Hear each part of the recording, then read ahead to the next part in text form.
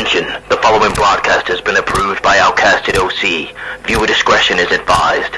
Incoming transmission in 5, 4, 3, 2, 1. What's going on, guys? Welcome back to Outcasted OC with me today covering Monday Night Raw. We've got a pretty good show for you guys today. Apparently, just before we start, backstage, Vince McMahon made a couple of last-minute changes to the show, which I was unaware of, but Courtney told me about it. Shout out to you, Courtney, for letting me know that that happened. But to be honest with you, even though he did allegedly make a couple of changes to it, I thought this was a pretty good episode of Monday Night Raw. But before we get into it, guys, I just want you to subscribe to the channel, leave a like if you do enjoy this video, and remember to go follow us all on the social medias at Outcasted OC on TikTok and on Instagram. I'll leave a description. I'll leave in the description all of the individual tags for all of the guys that work for Outcasted OC, that being me, Lauren, Ross, G, Courtney, everybody. Right, so let's get into it. We open up the show now with Seth Rollins. Remember last week, he says he was going to do a World Heavyweight Championship Open Challenge. So he gets in the ring. He's enjoying the crowd, like singing his song. He's like basking in it. He's basking in the glory, a little bit like Keith Lee, baby. Only to have Finn Balor attacking from behind now. Finn Balor like puts a beat down on Seth Rollins here. Seth Rollins barely gets any offense in this beat down.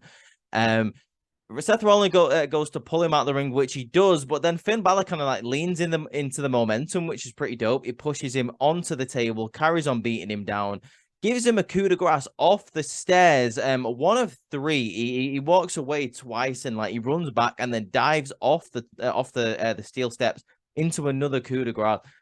Obviously, the open challenge for the World Heavyweight Championship is then off for the rest of the night. Seth Rollins is ruled out of Monday Night Raw this week, which is a shame because I was looking forward to seeing who was going to accept the open challenge. Maybe they could have done, a bit of a surprise for it.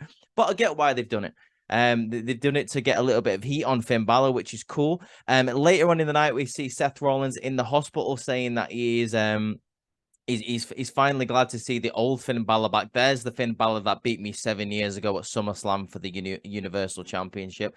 I do kind of like how they're making Finn more of a threat. Let's hope they keep it on after Money in the Bank because, let's be honest, Finn really deserves a push. He's very talented and he doesn't get enough light shone on him on the main roster. I love him in the Judgment Day, but let's maybe get a title on Finn Balor. I don't think it's going to happen at Money in the Bank, but maybe let's get the Intercontinental, the United States, anything on him. I would love to see Finn Balor succeed. Now, after this happens, Seth Rollins is getting taken backstage, only again to get another beatdown from Finn Balor. Finn Balor carrying on, just absolutely wailing on Seth Rollins was great, and it kind of reminded me of when Braun Strowman kept on doing it to Roman Reigns a few years ago now. I don't know if you guys remember that. That was really funny. Next segment.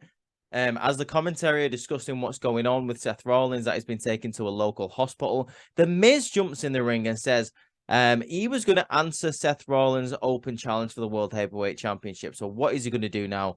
He is going to do his own open challenge. He's going to challenge anyone backstage to come out and face him. To the returning Tommaso Ciampa. Coming out to his old music, by the way, which I'm absolutely excited for. No One Will Survive is one of my favorite WWE theme songs of the past couple of years.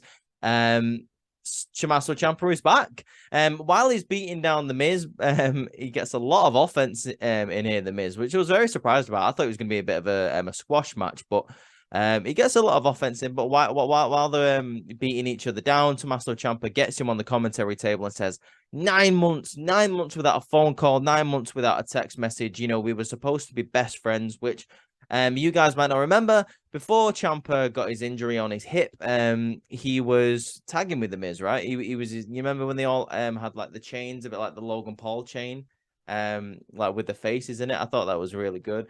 Wow, that feels like a long time ago. That was back when The Miz was like fighting Dexter Lumis. That's how long ago Tommaso Ciampa got injured, which was a big shame because he was a part of that storyline. Tommaso Ciampa comes out with the win here. Fairy tale ending from Tommaso Ciampa to The Miz. 1, 2, 3. Ciampa is off to a great start on Monday Night Raw. Let's see how it progresses, shall we? I'm excited to see what Ciampa's going to do on Raw. It looks like he is part of the Raw roster. I don't know if he's a free agent, but he appeared on Monday Night Raw. So I'm just going to assume that he's part of Monday Night Raw. I'm looking forward to see what he does. I hope maybe they'll give him a little bit of a little bit of a storyline with The Miz. But I hope that that swiftly moves on and we get him into maybe like a title picture or something, because he's getting a bit older. But I do think he's a massive asset to the company, and he is great at getting heat. So maybe even joins the way. Maybe even teams back up with Johnny Gargano to create DIY. I don't know. There's a lot of possibilities for Ciampa. So let's just see what happens. Next, we do get a Judgment Day segment where all the members of the Judgment Day come out and say, basically, at Money in the Bank, they're going to dominate, and they're going to dominate the Raw roster just like they've been doing for over a year now. Finn Balor, I love this bit. It's added to the fact that where Finn Balor is walking down the ramp with the Judgment Day, he's kind of like a wild animal. He's pacing back and forth while they're walking down the ramp, which once again shows another side of Finn Balor that we've not seen for a long time, which I think is super, super cool. Finn Balor basically gets on the microphone and says at Money in the Bank, he's going to end Cody Rhodes.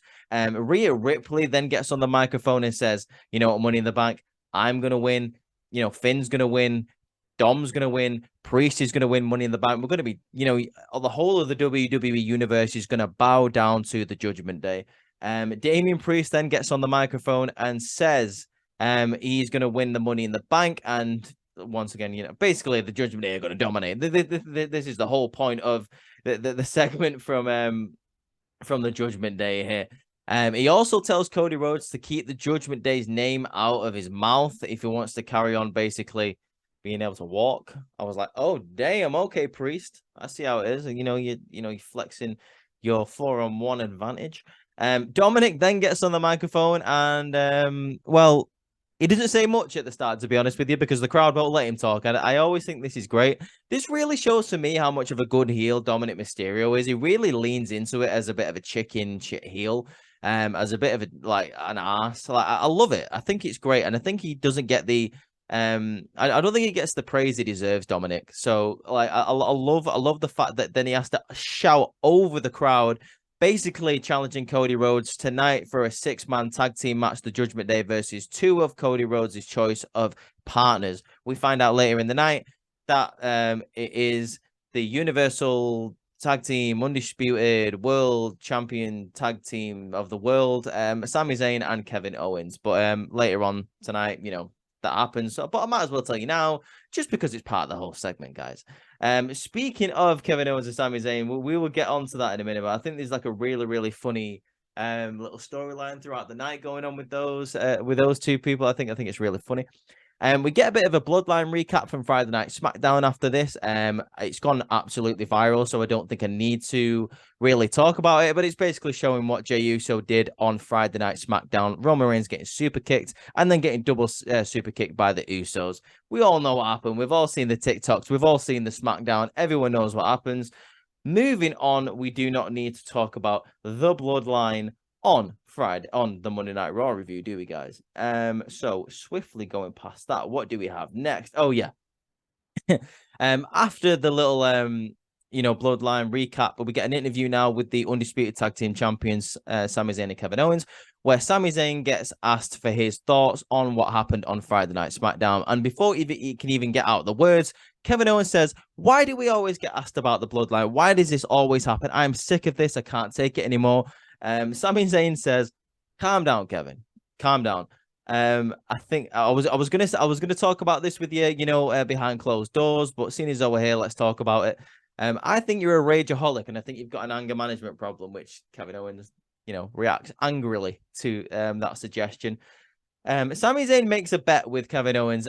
He says, "If you can keep your cool throughout this whole night, I'll never bring it up again. But if you cannot keep your cool throughout this night, you have to admit there's a problem at least." And Kevin Owens says, "That's absolutely fine. I can keep my cool throughout this night. Absolutely no problem." He has no issue with keeping his cool all the way through this night, which I just love it. Like this whole I love this whole Kevin Owens like rage segment like that's going on throughout all the shows that he's on recently. I just think it's really funny. I love it when he goes off on people. Like he's so good at it. It looks so natural from Kevin.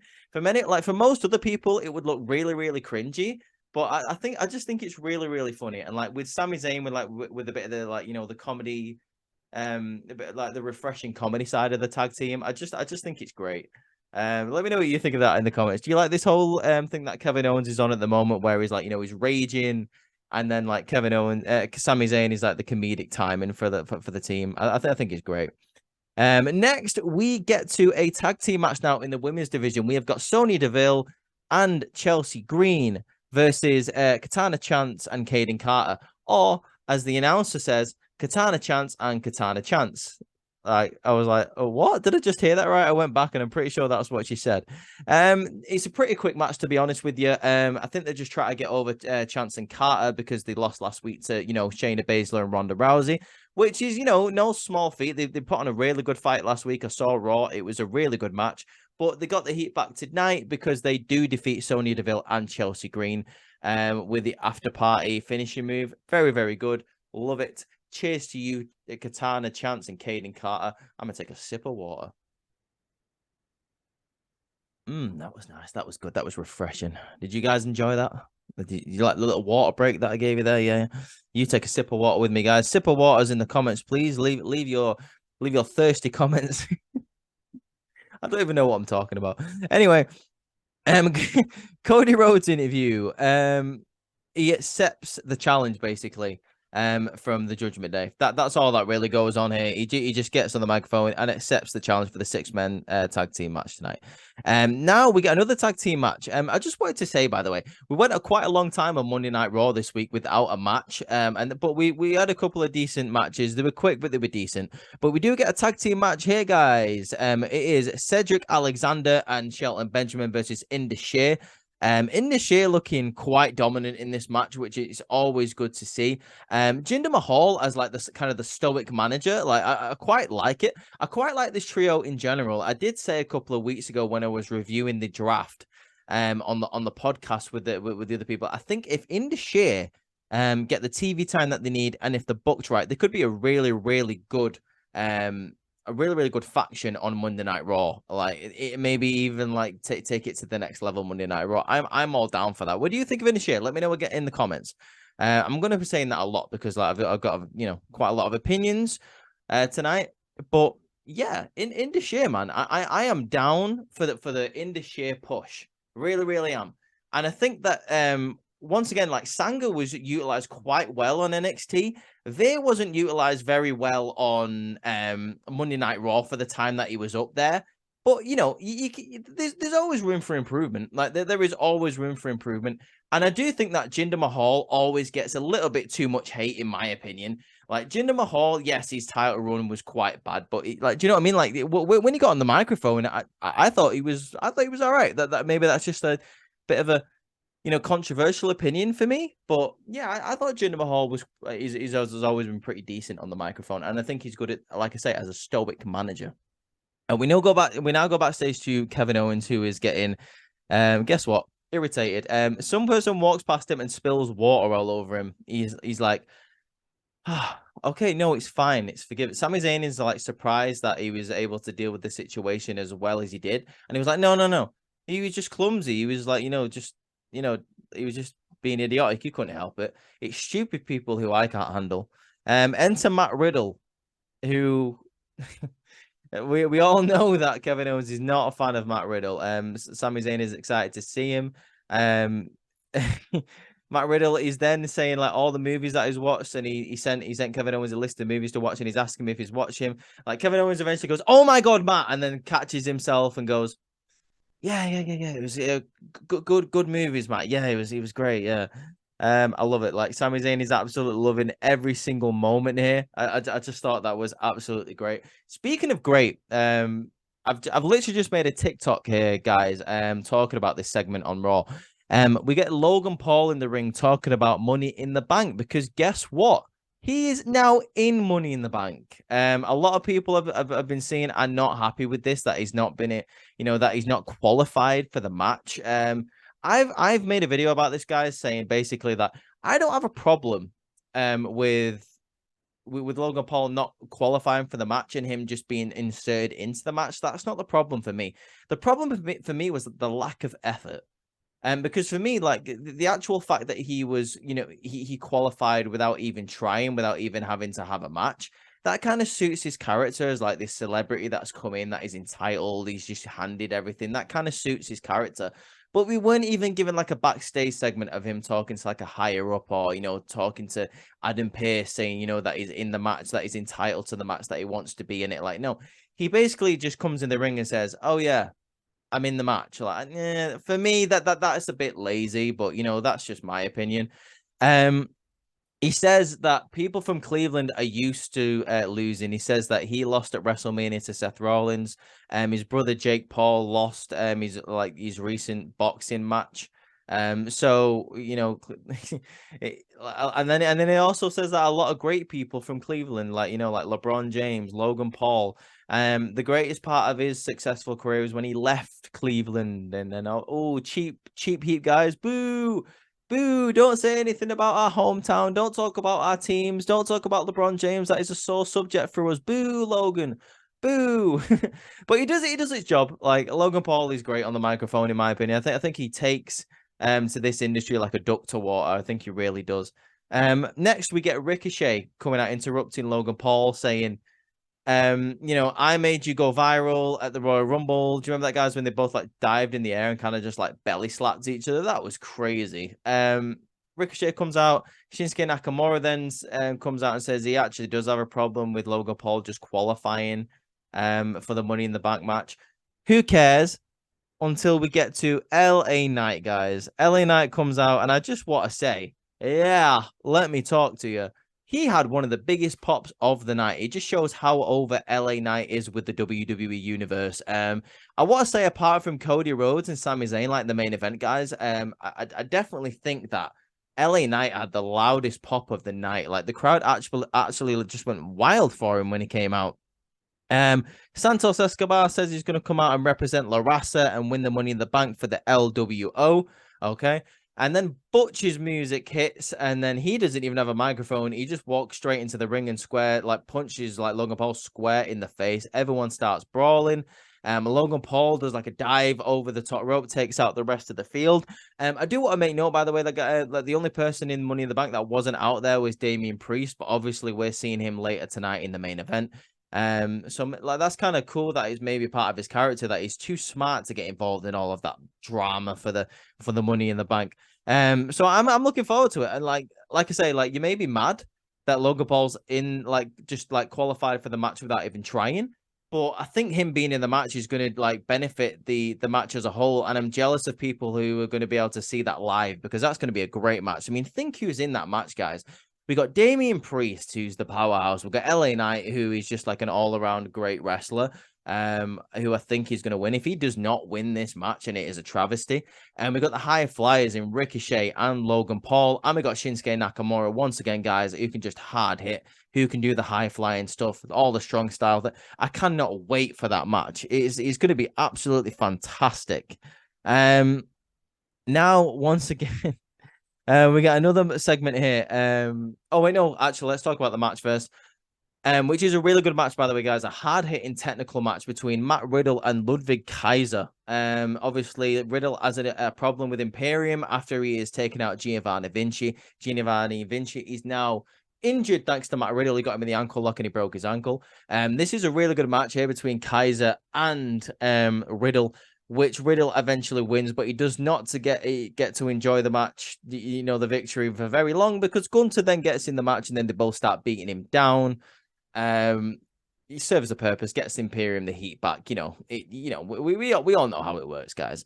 We then go backstage again to Kevin Owens, who's getting annoyed by Ludwig Kaiser, because Ludwig comes up and says, "Did you see what's just happened to Matt Riddle? Well, the same thing is going to happen to you guys when we win the undisputed tag team titles at some point."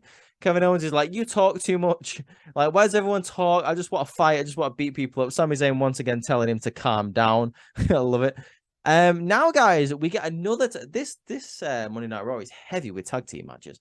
We now get another tag team match between the Alpha Academy and the Viking Raiders.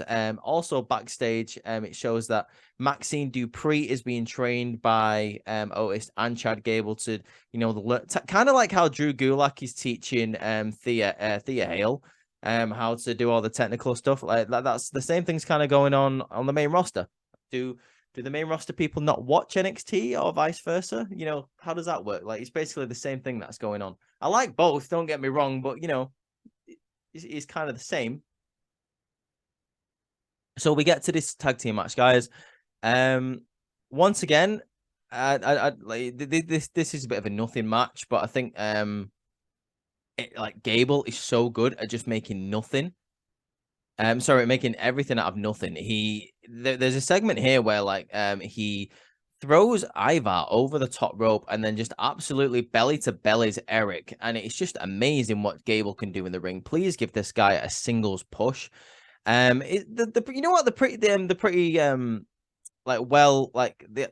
I say this? I don't really just want to say they have great chemistry because that's a simple way of saying it. But these two tag teams have pretty good chemistry, to be fair. I think the team of Alpha Academy and the Viking Raiders could have a nice little feud going on. However, right, the ending bit is like very disappointing to me because I didn't really want I mean, this is just my personal opinion. I didn't really want Alpha Academy to lose, but at least they lost in a kind of a nefarious way. So Maxine Dupree goes around to the other side of the ring and she grabs Valhalla. It's all in the hips, baby, and she throws Valhalla into a suplex. The crowd absolutely really popped for this. They're super into Maxine Dupree with Alpha Academy. This, however, does distract in the ring, and the Viking Raiders are able to pick up the victory.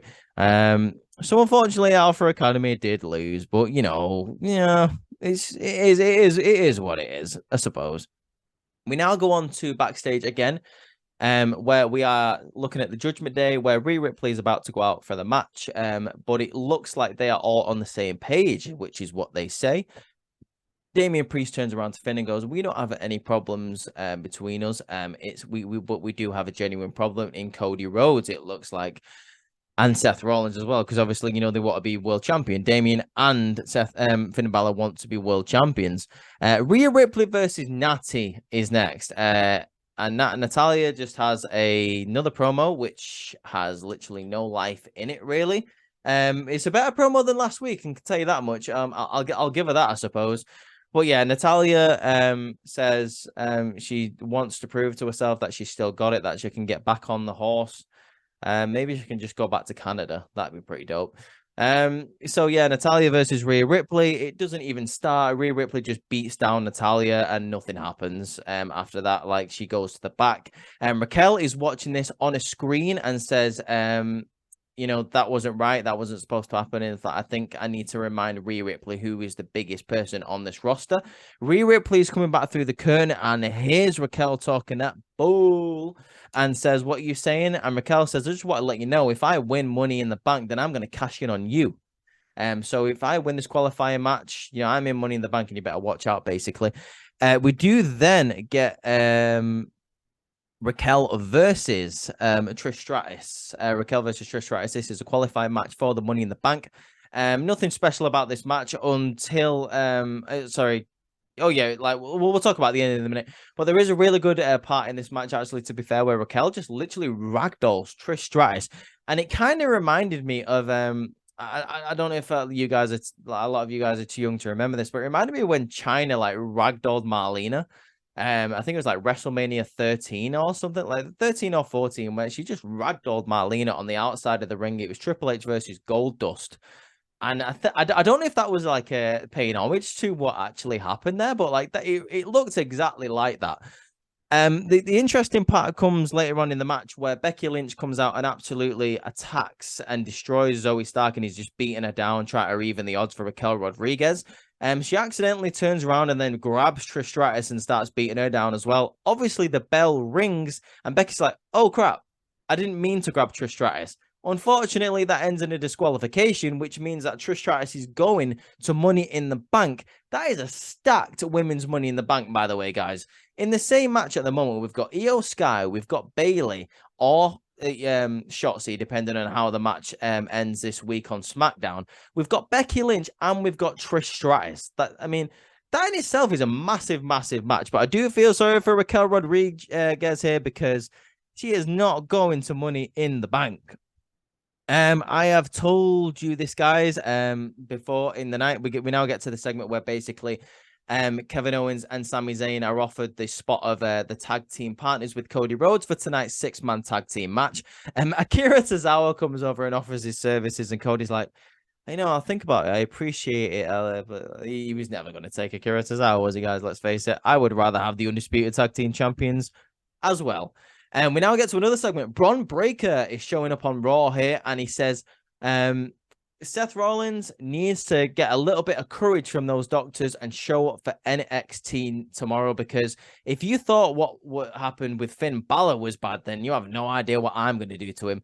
I review NXT, guys, for you every week. I am looking forward to this NXT Gold Rush, Bron Breakker versus Seth Rollins. So make sure you tune in tomorrow morning for my review of NXT Gold Rush Week 1. That is going to be a really, really good show. I cannot wait to show that match off to you guys.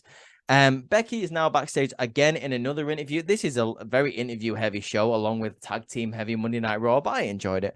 Becky says, have I screwed myself in this match? I've got a lot of enemies now, or do I? Because I enjoy, a good fight, and I'm looking forward to hopefully climbing that mountain and overcoming all the odds. She's talking about, the rivalries that she's got with Zoe Stark and Trish Stratus. She doesn't like Bayley. Obviously, she's not best friends with Zelina Vega. There's a lot of rivalries like Becky's got going on in that match. So maybe she can overcome it. I don't really want her to overcome it. Like, I want someone else to win it. I want Zoe Stark to win it. I want Io Sky to win it. I want someone new to win it. I don't want Bayley or Trish to win it. Although that would be interesting if Trish won it, I suppose. But I want to see a Zoe Stark or someone new to win it. Next, guys, we go on to a match here. Where it is Shinsuke Nakamura versus Bronson Reed. Now, I forgot last week this match was announced, so I was quite pleasantly surprised when I saw this match, because I love Bronson Reed. I love Shinsuke Nakamura. The match is pretty good, pretty dominant from Bronson Reed until Ricochet comes out and he sits with the commentary team, not on the microphone, but he's just watching the match. Corey Graves is trying to show him the magazine cover of what Trish Stratus has done, and Ricochet is looking going, oh yeah, good, great. Corey Graves is just like, yeah, just look at Trish. Don't concentrate on this match. Sorry, guys. Ricochet then ends up costing Nakamura the match. He gets on the apron. Bronson Reed moves out of the way of the Kinshasa. Shinsuke Nakamura then accidentally crashes into Ricochet with the Kinshasa. Bronson Reed then clotheslines, a massive clothesline from Bronson Reed to Shinsuke Nakamura, drags him over to the corner. Tsunami as Bray Wyatt. I just said Bray Wyatt. I meant to say Wade Barrett. Never heard Bray Wyatt say tsunami. That'd be interesting. Breaking news: Bray Wyatt is Bronson Reed's new manager. Yes, tsunami anyway from Bronson Reed.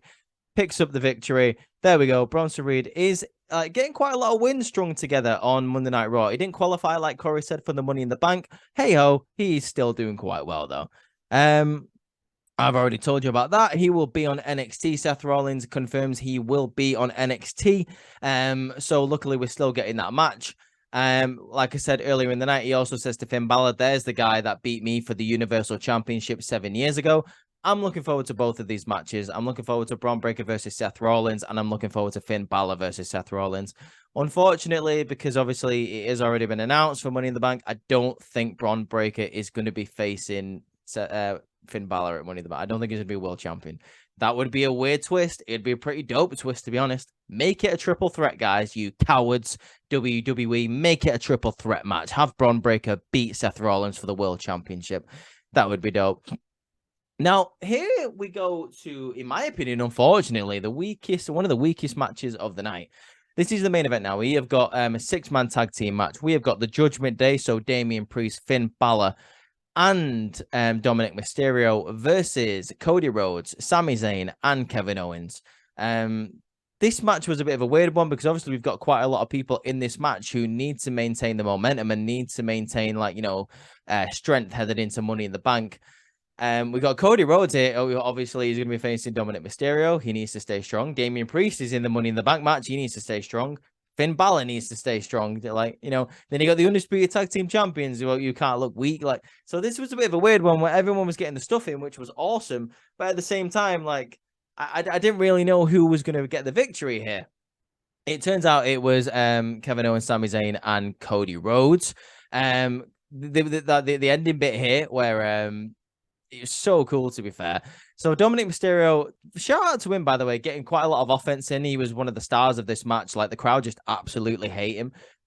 But there's a really cool segment here where Rhea Ripley is protecting Dom on the outside. Dom is lay on the outside of the ring, and Rhea Ripley gets on the apron, gets in Sami Zayn's face. Sami Zayn then jumps and dives over Rhea Ripley into Dominic Mysterio, gets him back in the ring for the haluva kick. Cody Rhodes then hits the Cody Cutter, turns around into a stunner, and then Damian Priest takes the Crossroads. 1, 2, 3.